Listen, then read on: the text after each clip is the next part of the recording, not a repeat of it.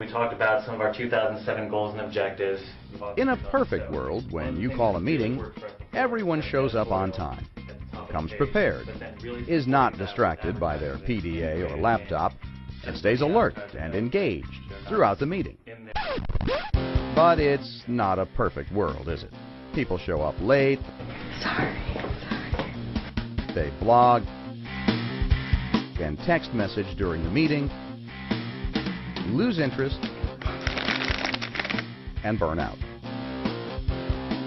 So it's no longer enough to say that good leadership and preparation are the key to a successful meeting. It took forever for us to find the right wording. Most meetings are boring. That's why people don't want to go to them. That's the problem with meetings, meetings, meetings. We always say you can't live with them, can't live without them. The problem is most businesses live with them poorly. Bert Decker, a communications expert, best-selling author, and entrepreneur, has some very helpful and practical tips to make every one of your meetings shine. I have a general ground rule that we give our corporate clients, and it says, take your meetings generally and cut the number of meetings you have in half. And then those meetings that remain, because they're important because you're going in a direction, cut their time in half. You'll be much more effective, and they will be much more interesting. There are three main ways to communicate. Face-to-face, the most persuasive. That's where you have meetings, and that's where it's powerful if you're going to try to persuade, influence, create action. Then there's the phones, and there are phone conferences. That's a different type of meeting, but at least you get the emotional tone of the voice. And then there's email. If you just have task and information, do it in email. But if you need to make a decision, you need some action out of it, great place for a meeting.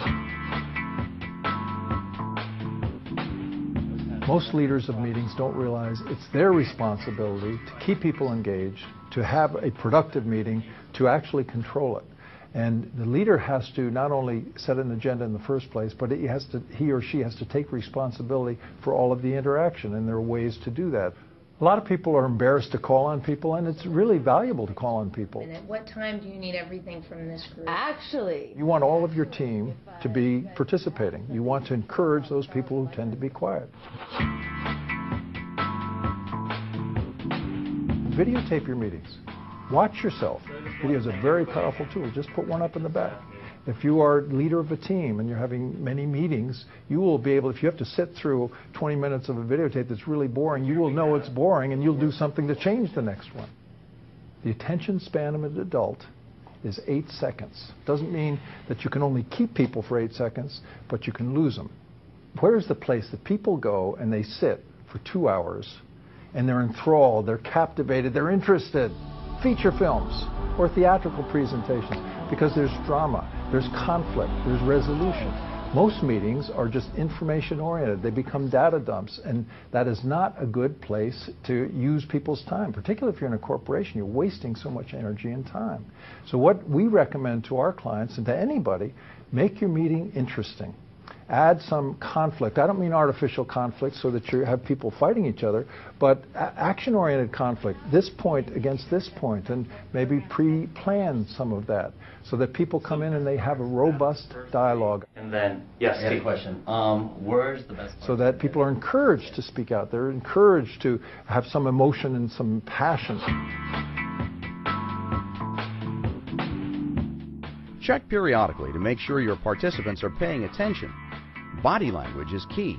So body language is a key part of it, and it's not a soft part either. The most important body language you can use is your eye communication.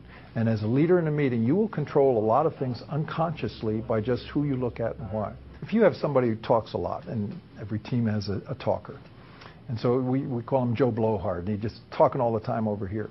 And you have somebody who you wished it was really bright and you wish would talk a little bit more. We'll call her Susie Shyness. She's over here. She does not talk much. Joe Blowhard's talking here. But you're the leader. With your eye communication alone, you can just, Joe will be talking here, and you can just glance over at Susie and then go back to Joe, glance over at Susie, and what will happen is Susie will tend to increase, Joe will tend to decrease. Doesn't mean he'll stop. But where is the leader's attention going? It's going wherever the eyes are. So you can do a lot with your eye communication. And finally, the way you end a meeting can be critical. The best way to conclude a meeting is having an action step. Because if you're having a meeting and it's just a data dump information, no action step, why have the meeting anyway? So that's a good measure of a good meeting, action step. So what we recommend to anybody who's the leader of the meeting is you might have 1, 2, or 3 action steps, different people doing, or a group action step or whatever, but definitely leave with action steps. And then as a leader, you also want to end with a bang, not a whimper. So end with a quote, or a little story, or something that is interesting so people are upbeat about it, or end with a laugh.